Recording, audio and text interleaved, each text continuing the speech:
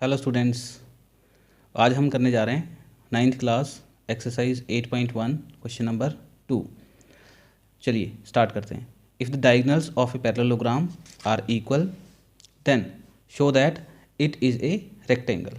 हमारे पास क्या गिवन है कि हमारे पास डायगोनल जो हैं पैरेललोग्राम के वो इक्वल दिए हुए हैं और हमें इसको रेक्टेंगल प्रूव करना है।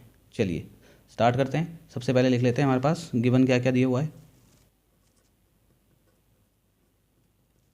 गिवन है हमारे पास A C is equals to B D. Diagonal equal है ना, A C is equals to B D. हमें प्रूव क्या करना है?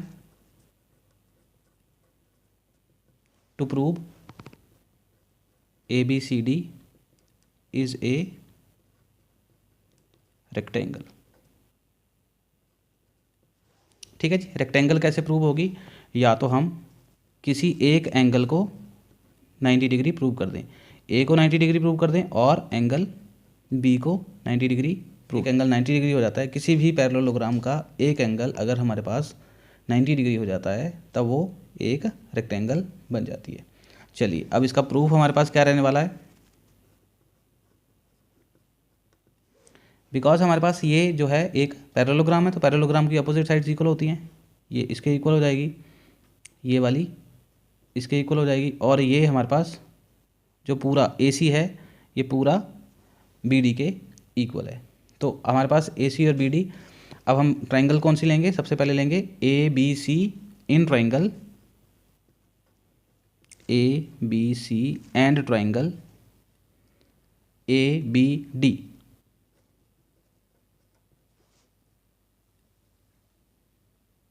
ठीक है जी। अब देखते हैं हमारे पास कौन कौन सी चीज़ें इक्वल है। ए बी सी में ए बी है और ए बी डी में भी ए बी है, तो ए बी हमारे पास कॉमन आ रहा है। A B is equals to A B. क्यों है इक्वल? क्योंकि ये हमारे पास है कॉमन साइड। दूसरा हमारे पास ए बी सी में बी सी आ रहा है और ए बी डी में ए डी आ रहा है, तो हम लिख सकते हैं B C is equals to A D. ये क्यों है? Because opposite sides of a parallelogram. ठीक है जी। अब तीसरी चीज़ हमारे पास वो गिवन ही था कि ए सी जो है वो बी डी के इक्वल है, तो हम लिख सकते हैं A C is equals to B D. ठीक है। ये हमारे पास क्यों इक्वल है? क्योंकि ये हमारे पास क्वेश्चन में गिवन दिया हुआ है। अब हमारे पास दो ट्राइंगल होगी कन्ग्रेंट प्रूव, तो हम लिख सकते हैं therefore triangle A B C is congruent to triangle A B D. कौन सा रूल लग गया? ये पहली साइड है, दूसरी भी साइड है और तीसरी भी साइड है, एस एस एस। ठीक है जी। चलिए अब हमारे पास हम लिख सकते हैं angle A is equals to angle B. ठीक है जी। क्यों? क्योंकि हमारे सीपीसीटी।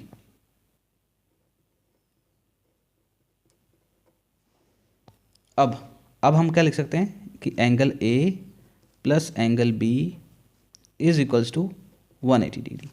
अब हमारे पास ये दो पैरेलल साइड्स हैं ए डी और बी सी, और ये ए बी जो है ट्रांसवर्सल काट रही है, तो angle sum on the same side of transversal.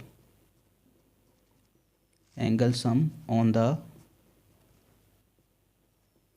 Same side of transversal. ठीक है जी।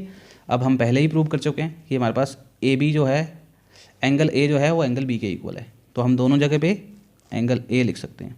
एंगल ए, बी की पोजीशन पे भी हमने एंगल ए लिख दिया, तो हमारे पास आ गया ये। अब हमारे पास हो गया 2 of angle A is equals to 180 degree. ठीक है जी। अब एंगल ए हमारे पास कितना हो जाएगा? 180/2 दैट इज़ 90 डिग्री। अब एंगल ए भी हमारे पास 90 हो गया क्योंकि एंगल ए बी के इक्वल है, तो एंगल बी भी हमारे पास 90 डिग्री हो गया। अब एक एंगल मैंने कहा था कि पैरेललोग्राम का अगर हम एक भी एंगल को 90 डिग्री प्रूव कर देते हैं तो वो हमारे पास क्या बन जाती है? एक रेक्टेंगल। ये भी 90 है, ये भी 90 है। ठीक है, तो एक एंगल हमारे पास प्रूव हो गया। तो अब हम लिख सकते हैं यहाँ पर therefore A B C D is a rectangle. यही हमें इस क्वेश्चन में प्रूव करना था, हो जाएगा। चलिए हमारा क्वेश्चन यहाँ पे ख़त्म होता है। अगर आपको कंटेंट अच्छा लग रहा है और भी आप कुछ सीखना चाहते हैं मेरे साथ, तो please subscribe, like, share and comment. Thank you.